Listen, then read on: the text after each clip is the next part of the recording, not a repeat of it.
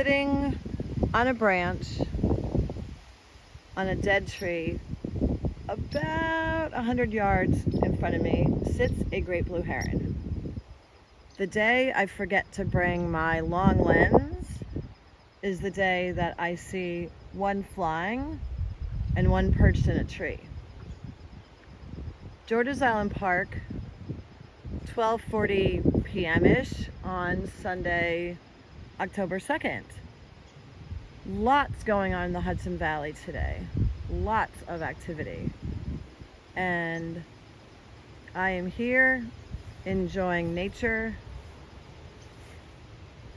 There's some kids across the other direction behind me playing on the playground. There's a woodpecker that a few minutes ago was scratching or pecking at the tree to get insects. The wind is howling. It's cool, crisp fall day. Enjoy your day. Get out in nature. Remember to breathe.